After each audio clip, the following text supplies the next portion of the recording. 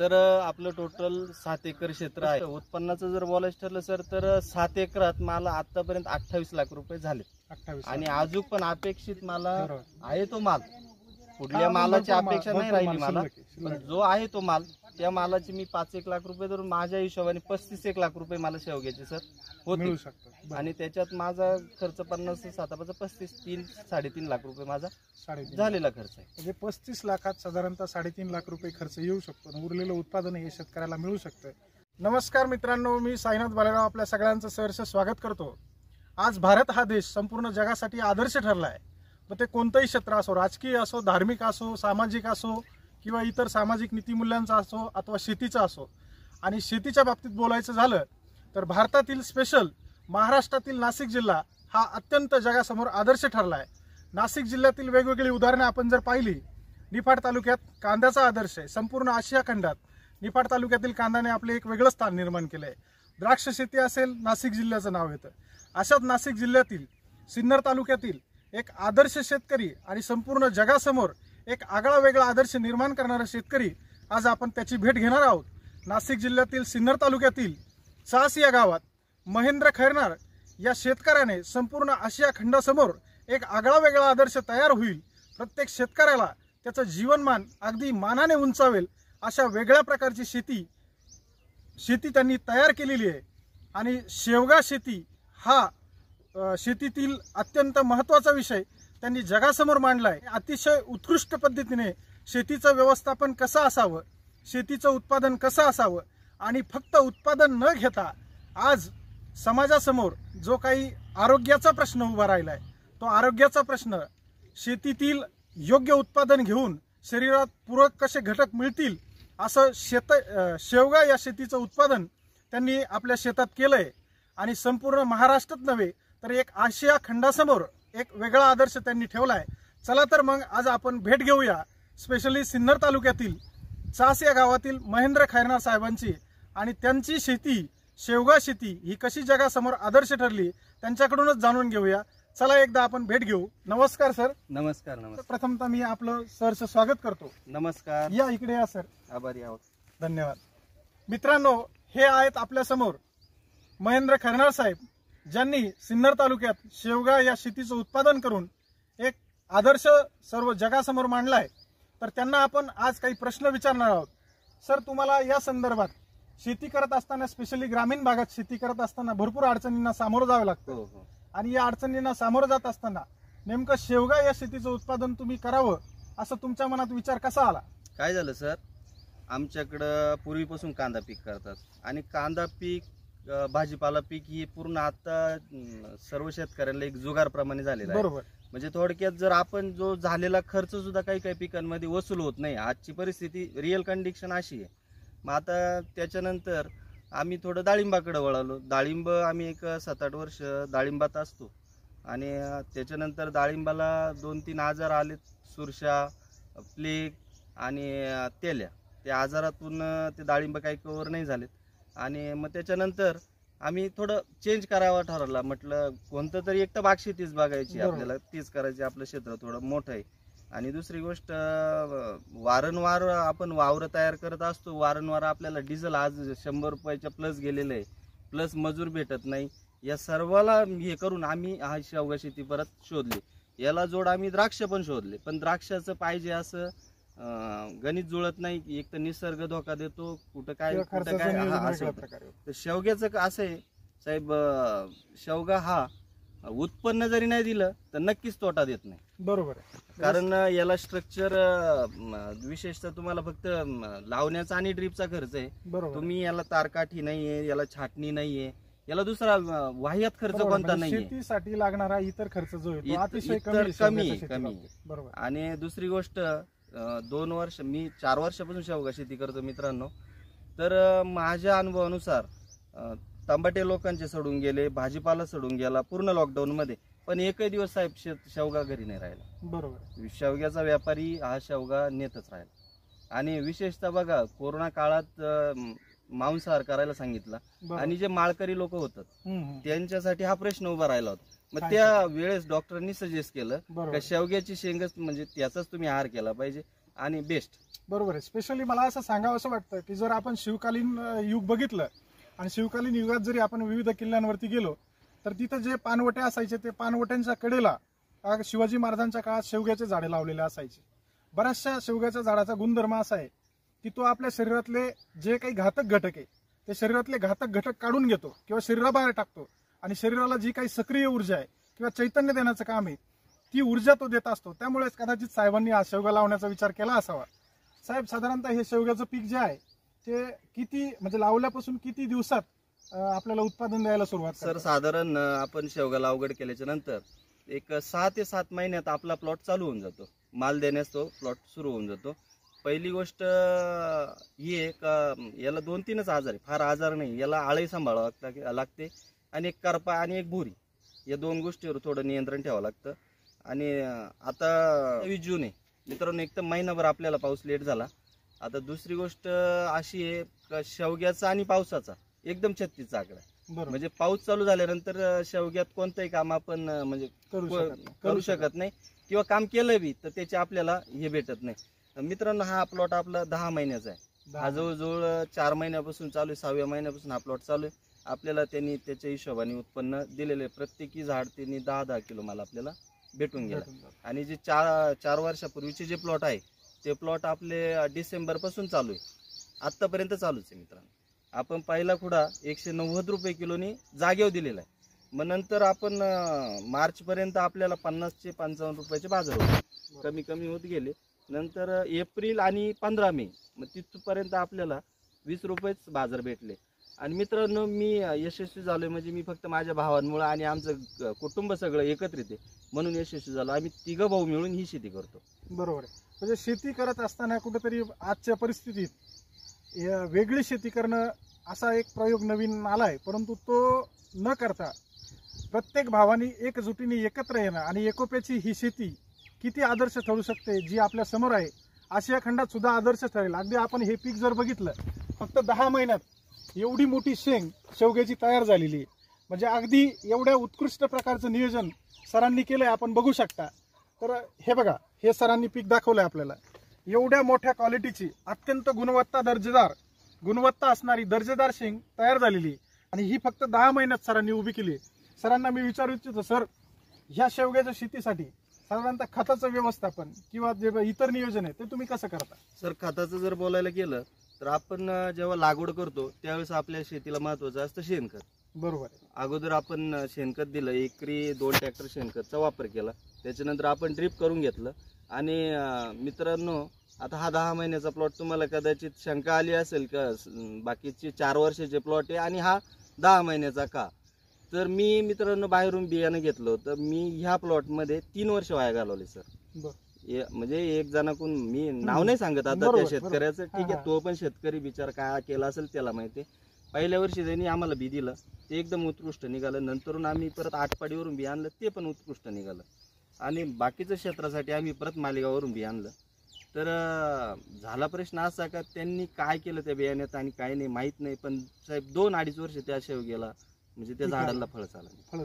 मग आम्ही काय केलं, आम्ही स्वतःच्या बागेवर काही झाडं असे सिलेक्ट करून त्याचं बियाणं तयार करून हा आपण आपल्या बियाण्याचा प्लॉट तयार केला. बरोबर आहे. म्हणजे सरांनी स्वतःचं बियाणं सगळ्यात महत्वाचा विषय आणि एक आदर्श ठरणारा विषय महाराष्ट्रातील सर्व शेतकऱ्यांनी या गोष्टीचा विचार करावा असं मला वाटतं की स्वतः बाहेरून विकत घेऊन बियाणं घेण्यापेक्षा स्वतःच्या डोळ्याखाली आणि एक गुणवत्ता दर्जेदार बियाणं जर तयार केलं तर त्याचं फळ कसं असू शकतं हे आपण समोर बघताय. एक महाराष्ट्रातील वेगवेगळ्या शेतकऱ्यांसाठी आदर्श ठरलेत सर की त्यांनी स्वतःचं एक बियाणं तयार केलंय. सर, मला वाटतं बाहेरही मला काही शेतकरी भेटले, त्यांनी मला सांगितलं की सरांचा बाग हा आमच्यासाठी आदर्श आहे. आम्ही निश्चितपणे सरांना आता नवीन सूचना केली की तुम्ही आम्हाला पण बियाणं पुरवा, असं मला आत्ताच एक शेतकऱ्यांनी बाहेर सांगितलं. सर, त्या संदर्भात स्वतःही जी शेती केली ती स्वतः सोबत इतरांनाही कशी जास्त गुणवत्तादार करता येईल आणि त्यांचंही उत्पन्न कसं वाढेल, त्यांना तुम्ही बियाणं देऊ शकता का, याबद्दल तुम्हाला काय वाटतं? साहेब, असं आहे, बियाण्याच्या बाबतीत जर बोलायचं ठरलं तर आता मी माझ्या काही मित्रांनी सजेस्ट केलं होतं का मला तुमच्या प्लॉटचं बियाणं पाहिजे आणि आपल्या क्षेत्राकरता पण आपण बियाणं बनवलं होतं. तर बियाणं आहे उपलब्ध आपल्याकडं, फारसं बी नाही आहे. पण काय होतं सर, आपण काय म्हणतो, एक तर बियाणं ज्यानीच घ्यावा, शेवगा ज्यानीच लावा तो मूळचा शेतकरी असावा. बरोबर आहे. सगळ्यात काय महत्त्वाचा विषय असतंय सरांनी सर, सांगितलं. ह्या कोरोनामध्ये काही लोक काय झालं, अर्ध आयुष्य सर्व्हिस मध्ये गेलं सर, आणि अर्ध बरोबर. आयुष्य शेतीत. ते शक्य नाही. आणि शक्य काय नाही. काही काही संडे फार्मर आहे बरोबर आहे. सर. शेवगा संडे फार्मरचा नाहीच आहे. बरोबर. मुळात त्याला कष्ट फार करावे लागतात. आता मी आणि आमचे दोघं भाऊ, आम्ही तिघ जण 24 तास आम्ही गावात पण जात नाही. बरोबर. 24 तास म्हटलं तरी चालत, पूर्ण वेळ देऊन पूर्ण शेती. वेळ देऊन. आणि माझं काम मी माणसं घेऊन, काही घरचे माणसं घेऊन मी माल काढतो, माल तयार करतो. माझे 2 भाऊ विक्रीचं काम करतात. बरोबर. आता सगळ्यात महत्वाचं जुनी एक म्हणे, शेतकऱ्याला पिकवता येतं पण विकता येत नाही. त्या गोष्टीवर सर आपण मात केली. कशी केली? आपला जोपर्यंत 2 आणि 3 क्विंटल माल चालू होता तोपर्यंत आपण इथल्या आसपासच्या बाजारांमध्ये कॉन्टॅक्ट करून भरेकऱ्यांना माल दिला. सर आम्ही 5-5 किलो 10-10 किलो माल ऑर्डरनी पोच केला. पण विषय असा झाला, जो व्यापारी जागेवर माल घेत होता, जर समजा आज जर आज 60 रुपयाचे बाजार आपल्याला मिळतात, तर व्यापारी आज आपल्याकडे 40 ते 45 रुपयांनी माल घेतो. तर मग याच्यासाठी आपण काय केलं, जोपर्यंत माल कमी होता तोपर्यंत मार्केटमध्ये बाजारामध्ये वाटला. आता मी माझ्या गाडीत जो काही रोजचा माल होतो तो रोज संध्याकाळी मी नाशिकला घेऊन, माझे भाऊ 2 जण मार्केटला जातात. बरोबर. त्याच्यामुळे आपल्या मालाला, आणि रोजचा 1000 किलो माल, रोजच्या 1000 किलो माला मागे 10 रुपये जरी निघाले तरी सर मला 10,000 रुपये एक्स्ट्रा भेटतात. बरोबर, एक्स्ट्रा मिळतात. बरोबर. म्हणजे सरांनी आताच आपल्याला शेतीच्या नियोजनाबरोबर विक्रीचं व्यवस्थापन कसं असावं हे सुद्धा थोडक्यात समजून सांगितलं. आणि सर दुसरी गोष्ट कशी आहे, आता समजा बाकीचे फळ आहे, आता समजा माझ्याकडे द्राक्षे पण आहे, मी द्राक्षे एवढे विकू शकत नाही, लोकलला विकू शकत नाही, कारण आपल्याकडे जो खाणारा वर्ग आहे द्राक्षाचा किंवा बाकीच्या फळबागेचा, डाळिंब असो, हे लोक आपल्याकडे एवढं सेवन करत नाही. पण शेवगा गोष्ट अशी सर, आपण हा गावातल्या वट्ट्यावर सुद्धा वट्ट्यावर विकू शकतो. म्हणजे सर्वसामान्य माणसापासून तर अतिशय उच्च कुठं पण आपण शेवगा विकू शकतो. बरोबर. म्हणजे तुम्हाला जो विषय आपण सांगितला होता, बियाणं तुम्ही शेतकऱ्यांना पुरवू शकता का, तर तुम्ही काही वेगळ्या पद्धतीचं त्याच्यावरती प्रक्रिया करून किंवा स्वतःचं काही त्याच्यावरती म्हणजे अनुभव वापरून बियाणं तयार केलंय का, किंवा तुम्ही शेतकऱ्यांना देऊ शकता का? सर मी बियाणं तयार केलंय, आणि माझे मी 2-3 वर्ष वाया घालवलेत, ते मी बाकीच्या मित्रांचे नाही घालून देणार. बरोबर. 100% मी जे शिकलोय ते 100% तुम्हाला मोफत मार्गदर्शन करेल, विनामूल्य मार्गदर्शन करेल. फक्त आमचा सर प्रॉब्लेमच एवढा आहे, बियाणे आहे, सर्व आहे, पण आपण जिथं उभं आहे तिथं नेटवर्क नाही. बरोबर.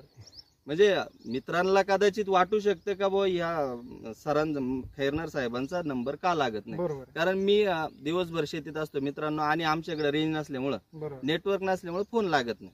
मित्रांनो, म्हणजे सरांनी सांगितलंय आपल्याला लक्षात येईल की त्यांच्याकडनं जर तुम्ही बियाणं घेतलं तर ते सर तुम्हाला बियाणं तर देतीलच, परंतु त्यांचा जो 4 वर्षाचा अनुभव आहे, एक लक्षात घ्या, कोणतीही गोष्ट असेल परंतु अनुभव हा सगळ्यात मोठा गुरु आहे असं मानलं जातं. आणि त्यांनी 4 वर्षात जो अनुभव त्यांच्या समोर घेतलाय, त्यांनी जे अनुभवलंय ते तुम्हाला कुठलीही रक्कम न घेता अगदी मोफत ते बियाणं घेतल्यापासून तर त्याचं उत्पादन येईपर्यंत किंवा उत्पादनानंतर सुद्धा बाकीच्या गोष्टी ज्या असतात, पीक गेल्यानंतर सुद्धा झाडावरती काही प्रक्रिया करणं आवश्यक असतं, तर त्या सगळ्या प्रक्रिया तुम्हाला अगदी मोफतपणे सर त्याचं मार्गदर्शन करणार आहे. तरी मला असं वाटतं तुम्ही यांच्याकडनं बियाणं घ्यायला हरकत नाही, आणि एकजुटीने शेती आपण करावी, आणि ती शेती करून एक भारताचा, एक महाराष्ट्राचा नावलौकिक आपण सर्व जगासमोर सादर करावा अशी मला वाटतं.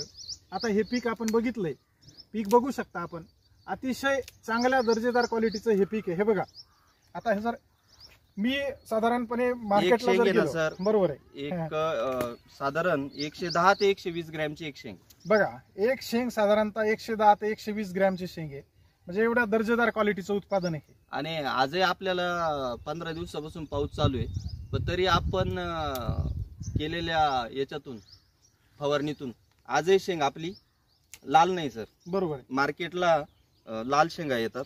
हे बघा, बाकीच्या ठिकाणी कदाचित कुठल्याही वेगळ्या प्रकारचं एडिटिंग करून व्हिडिओ तुमच्या समोर येऊ शकतो, परंतु सरांनी त्यांच्या हाताने आता तोडून माझ्या हातात या शेंगा दिल्या. आता याची गुणवत्ता बघू शकता तुम्ही.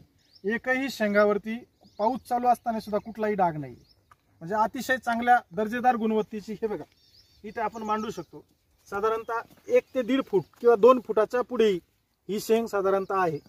याची क्वालिटी बघितली, अत्यंत चांगली. आणि सगळ्यात महत्वाचं, सर्व शेंगा एकाच साईजच्या, एकाच आकाराच्या, एकाच लांबीच्या, म्हणजे इतकं दर्जेदार उत्पादन सरांनी घेतलंय. तर या संदर्भात आपण सरांशी आणखीन चर्चा करणार आहोत. आणखी तुम्हाला काही विचारू इच्छितो, या शेवग्याची शेती जर करायची ठरली तर याला पाण्याचं नियोजन कसं असतं, किंवा पाण्यासंदर्भात समजा एखाद्याचा छोटा शेतकरी असेल, शेतीचं क्षेत्र मात्र त्याचं छोटं असेल, परंतु त्याला ही तुमचा आदर्श घेऊन शेतकऱ्याला शेवग्याची शेती करायची असेल, तर तुम्ही त्याला काय सांगू इच्छिता? त्याला ती शेती करता येऊ शकते का, किंवा पाण्याचं नियोजन कसं करायचं? सर, जर पाण्याचा विषय जर बोललो आपण, तर माझ्या मते बरेचसे शेतकरी शेवग्यामध्ये फसलेले आहेत.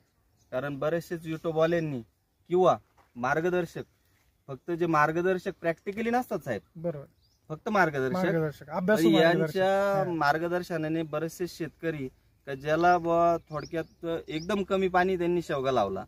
सर, पाण्याच्या नियोजन जर बोलायचं जर असेल शेवग्याबद्दल, तर कमी पाण्यात सर शेवगा फक्त जगू शकतो, तो उत्पन्न नाही देऊ शकत. सगळ्यात महत्वाचा विषय सरांनी सांगितलाय, झाडं जगू शकतात परंतु पण उत्पन्न नाही देऊ शकत. ते उत्पादन घ्यायचं असेल तर आपल्याला पाण्याची तेवढी आवश्यकता आहे, आणि पाण्यासोबत इतर काय नियोजन करायचं ते सर बोलणारच आहेत तुमच्याशी.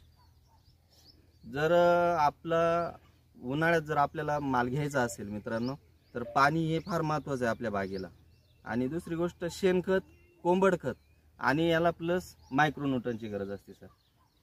खालून खतं देण्याची हीच पद्धत आहे. आणि आपण माल लागल्याच्या नंतर आपण 05234 1261 हे लिक्विड पण आपण वेळेनुसार देऊ शकतो. दुसरी गोष्ट, तुम्ही खतांच्या संदर्भात मार्गदर्शन पुढे करणारच आहात सगळ्यांना? हो, 100%. मला कॉल आल्याच्या नंतर मी 100% मार्गदर्शन करणारच आहे. आज आपण खैरनार साहेबांच्या शेवग्याच्या शेतीत आलेलो आहेत, आणि तिथं वेगवेगळे शेतकरी आलेले आहेत. परिसरातील वेगवेगळे शेतकरी इथं भेट देण्यासाठी येतात आणि सरांचा आदर्श घेतात. तर आपण यांना विचारूया, सर काय वाटतं तुम्हाला ही शेवग्याची शेती बघून? अगदी तुम्हाला काय वाटतं, किंवा सरांनी शेवग्याची शेती केली, तुम्हाला वाटतं का आपणही शेवग्याची शेती करावी, किंवा यांच्याकडे बघून, यांच्या शेतीचं व्यवस्थापन बघून तुम्हाला काय वाटतं? आपलं नाव सांगा सर. मी राजेश मधुकर खैरनार. महेंद्र सरांचं मी भाऊच आहे. पण आज एक त्यांनी चासगावामध्ये एक मोठा आदर्श उभा करून दिला, आणि त्यांची शेती पाहून आम्हाला खूप, आमच्या चासगावचं नाव उच्च स्तरावर नेलंय त्यांनी. बरोबर. त्याच्याबद्दल आम्हाला एकदम असं हृदय दाटून येतं की आमच्या भावाने आज एवढं शून्यातून उभं केलेलं आहे, उभं केलं, विश्व निर्माण केलंय, आणि खरोखरच त्यांना सॅल्यूट करतो आम्ही. बरोबर. तुम्हाला काय वाटतं सर? मला आता मी भरपूर ठिकाणी फिरलो, दादांबरोबर भरपूर ठिकाणी फिरलो. आता 3 भावांचं त्यांचं कुटुंब आहे मोठं.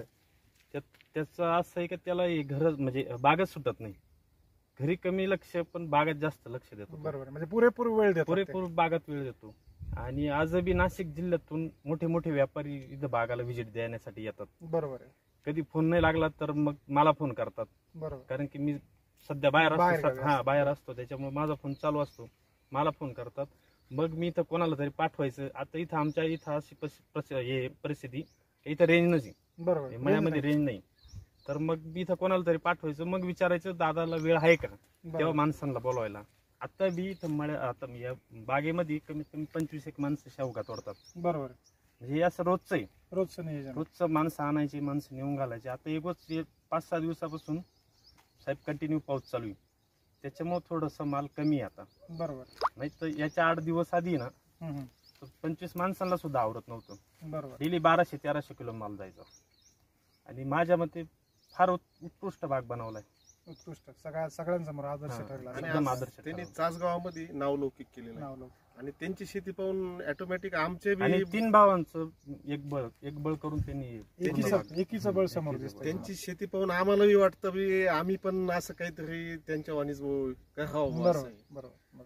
सर थोडक्यात मानगर महेंद्र खैरनार यांचे वडील फार लवकर त्यांना सोडून गेले, पण ह्या दोन्ही भावांचा प्रपंच मोठा करताना त्यांनी जे शेतीचं नियोजन केलंय ते आम्हालाही आमच्यापेक्षा लहान आहेत, आम्ही सगळे एका गावातले आहोत, पण एक शेती कशी करावी किंवा शेतीनिष्ठ कसं राहावं माणसाने, याचं एक उत्तम उदाहरण म्हटलं तर महेंद्र खैरनार. सुरुवातीपासून डाळिंब बागात बी नावलौकिक केलं, त्याच्यानंतर द्राक्ष बागात बी नावलौकिक केलं. पण फक्त तो द्राक्ष बागाचा खेळ इथं अतिशय प्रमाणात पाऊस झाल्यामुळं खालून पाणी वरती येतं ना, त्याच्यामुळे तो बाग आमच्या हिशोबाने इथं जमला नाही. बरोबर आहे. आज जर थोडस समाजात फिरलं, समाजात एक शेतीचं चित्र दिसलं, तर शेतकरी कुठंतरी म्हणजे कदाचित कोणाला राग येईल माझा बोलण्याचा, परंतु राग येऊ देऊ नये अशी विनंती करतो मी. शेतकरी म्हटला तर कुठंतरी फक्त सुटाबुटात किंवा सुटाबुटात नाही, परंतु फक्त सफेद कपडे घालायचे, इस्त्रीचे कपडे घालायचे, कडक कांजी टोपी घालायची आणि बुलेट गाडीवर किंवा इतर गाडीवर फिरायचं. परंतु ह्या शेतकऱ्याकडे पाहिल्यावरती असं वाटतं शेतकरी असावा तर खरा असा असावा, कारण शेतीसाठी नुसती कडक टोपी घालून चालत नाही, तर प्रत्यक्षात शेतीत वेळ देऊन तो पुरेपूर वेळ देऊन एक आदर्श कसा तयार करू शकतो. कारण शेती आता बरेचसे जर शेतकऱ्यांना मी भेटलो त्यांच्याकडून जाणून घेतलं तर जवळजवळ मला असं जाणवलं 40-45% शेतकरी हे शेती वाट्यानेच करायला देतात. आणि वाट्याने केल्यामुळे काय होतं, तो समोरचा माणूस शेतीत किती वेळ देतो याचाही अंदाज नसतो, हा किती वेळ देतो याचाही अंदाज नसतो. याला वाटतं हा करेल, त्याला वाटतं तो करेल, किंवा नियोजनात कुठेतरी बिघाड नियोजनात आळशी होतो. मूळ मालक जो असतो तो आळशी होतो आणि त्याच्याने जे योग्य व्यवस्थापन व्हायला पाहिजे योग्य म्हणजे असं बोलण्याची गोष्ट अशी की परावलंबी होतो तो परावलंबी मालक जो असतो. आणि वाखाणण्याजोगी गोष्ट आहे सर, गेल्या 6 महिन्यापासून त्यांचा शेवगा चालू आहे. 6 महिन्यात 3 भावांपैकी एकही भाऊ गावात नाही. एकही भाऊ गावात नाही. म्हणजे जे शेतकऱ्यासमोर सगळ्यात महत्वाचा महाराष्ट्रात विषय की बरेचसे जण म्हणतात शेतकरी आज आत्महत्या करतायत किंवा बराचसा वेगवेगळा विषय, तो विषय डोळ्यासमोर न ठेवता शेतीत जर वेळ दिला, शेतीत पुरेपूर स्वतःचा वेळ देऊन स्वतः कष्ट घेऊन जर शेती केली तर ती महाराष्ट्रात नव्हे तर एक जगासमोर आदर्श ठरू शकते. याचं उत्तम उदाहरण आज महेंद्र खैरनार साहेबांनी आपल्या समोर ठेवलंय. तरी सगळ्यांना माझी विनंती, आपण हा संपूर्ण भाग फिरणार आहोत, याचं प्रोडक्ट बघणार आहोत, सगळी माहिती त्यांच्याकडून आपण घेतलेलीच आहे. तरी या पद्धतीचं शेतीचं व्यवस्थापन प्रत्येकाने करावं अशी मी सगळ्यांना विनंती करतो.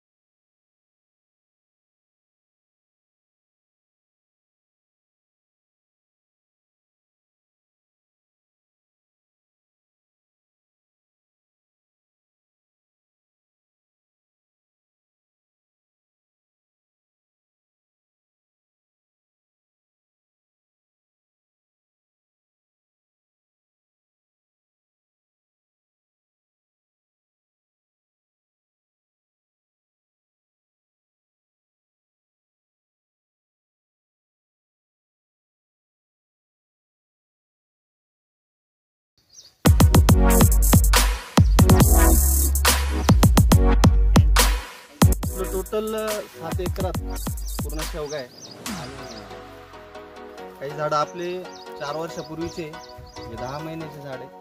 आणि आता थोडक्यात सीझन ऑफ झालाय. सीझन ऑफ झालाय म्हटल्यावर म्हणजे झाडाला फक्त 10 ते 15% माल आता शिल्लक. एक 8-15 दिवसात मी तो माल काढून याचं रिकट करून.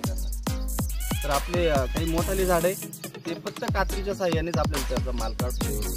बरोबर पण दाखवू आपण काही माझं माल कात्रीशिवाय नाही. त्याला कात्रीच काहीच वापरतो याला.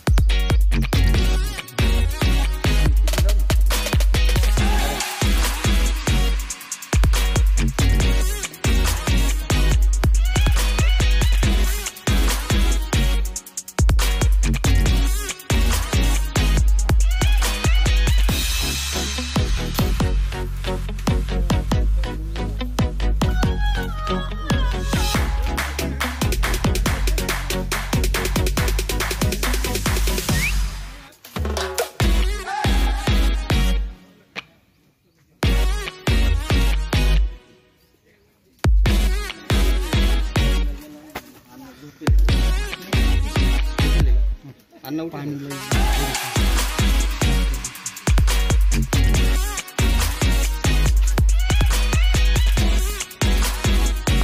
अशा कात्रीच्या साह्याने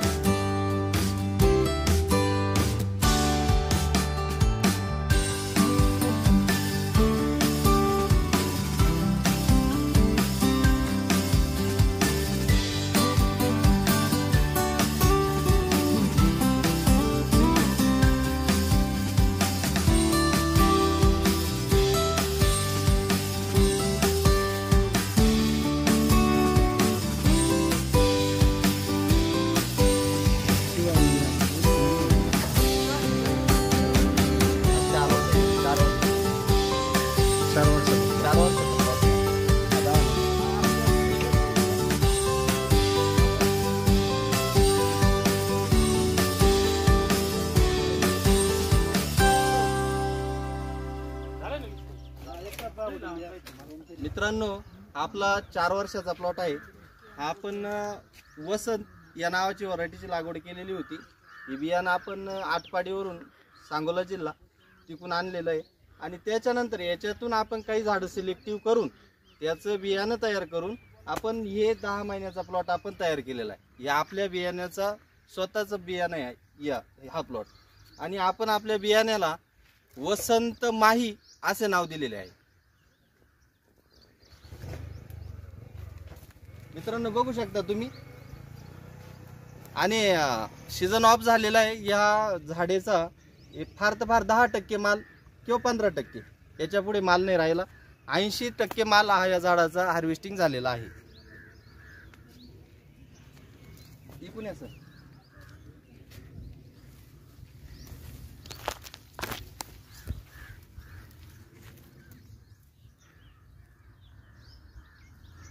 दहा ते 15% झाडावरती माल असताना ही परिस्थिती. आणि तेव्हा शेंगेला लांबी जर म्हटलं तर 1 हातभर शेंग, म्हणजे जेणेकरून फारशी लांब पण नाही आणि फारशी आखूड पण नाही. म्हणजे जिथं नॉर्मल कोणत्याही बाजारला, कुठल्याही मॉलला, कुठे पण चालू शकते अशी शेंगेची लांबी, हिरवेगारपणा, शेंगेला फुल म्हणजे झाडीला फुल निघण्याचं हे फुल सर्वात जास्त सर आपल्या ह्या शेवग्याला जास्त फुल निघाल्यामुळे त्याच्यातलं 50-60% जरी सेटिंग झालं तरी आपलं झाड 100% लोड होतं. बरोबर.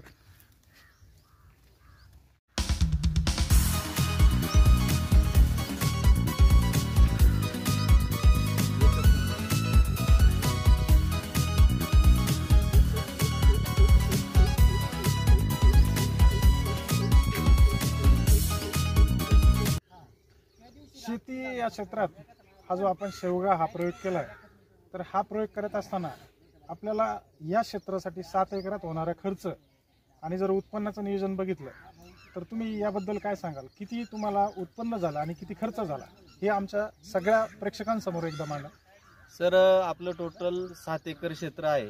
आणि खर्चाचा जर विषय मांडला तर जर खर्च बघितला तर सर मी एवढं काही फारसं असं खर्च टिपून ठेवलेला नाही. पण तरी मी एक अंदाजे तुम्हाला सांगतो, एकरी मला ह्या वर्षाचं उत्पन्न घेण्यासाठी फार तर फार 25,000 रुपये किंवा 30,000 रुपये एकरी फार तर फार खर्च आलेला आहे. आणि उत्पन्नाचा जर विचार केला तर असं समजा तुम्ही जर लेबर कॉस्टिंग वगैरे जर सगळं धरलं तर फार तर फार 50,000 रुपयाच्या आसपास आपला एकरी खर्च जाऊ शकतो. बरोबर. आणि दुसरी गोष्ट, उत्पन्नाचं जर बोलायचं ठरलं सर तर 7 एकरात मला आतापर्यंत 28 लाख रुपये झाले. 28. आणि अजून पण अपेक्षित मला बरोबर. आहे तो माल. पुढल्या मालाची अपेक्षा नाही राहिली मला, पण जो आहे तो माल, त्या मालाची मी 5-1 लाख रुपये धरून माझ्या हिशोबाने 35-1 लाख रुपये मला शेवग्याचे सर होते. आणि त्याच्यात माझा खर्च 50-7-35 3-3.5 लाख रुपये माझा झालेला खर्च आहे. म्हणजे 35 लाखात साधारणतः 3.5 लाख रुपये खर्च येऊ शकतो आणि उरलेलं उत्पादन हे शेतकऱ्याला मिळू शकतं. तरी याचा नक्कीच सर्व शेतकऱ्यांनी विचार करावा. साईनाथ सरांनी त्यांच्या वेळात वेळ काढून आमच्या शेतीला भेट दिली, त्याबद्दल सरांचे मी प्रथमतः आभार मानतो. आणि एक जुन्या काळापासून आलेली वाटचाल आपण पूर्वजांची अशीच ठेवत आपल्या शेतीवर आल्याच्या नंतर कोणती गोष्ट आपण पिकवली तर त्या गोष्टीचा वानोळा हा दिला जातो. ती गोष्ट मी पुढे चालवणार आहे सर. आणि धन्यवाद, तुम्ही वेळात वेळ काढून मला माझ्या शेतीला भेट दिली. अतिशय आनंद झाला सर, कारण तुम्ही जी शेती करताय ती उत्कृष्ट आहे आणि सगळ्या जगाने तिचा आदर्श घ्यावा, सगळ्या शेतकऱ्यांनी त्याचा आदर्श घ्यावा आणि त्यांनाही जास्तीत जास्त नफा मिळावा असा माझा प्रामाणिक उद्देश आहे. आणि त्या निमित्ताने मला माहिती मिळाल्यानंतर मी आपल्या क्षेत्राला भेट दिली. आपली माहिती सगळ्या जगासमोर जावी अशी एक माझी प्रामाणिक इच्छा आहे आणि ती परमेश्वर कृपेने सगळ्यांनी साध्य करावी आणि आपल्या शेतीचं उत्कृष्ट नियोजन करावं असा या व्हिडिओचा उद्देश आहे. तरी सगळ्यांनी तो पूर्ण करावा अशी विनंती करतो आणि थांबतो. धन्यवाद.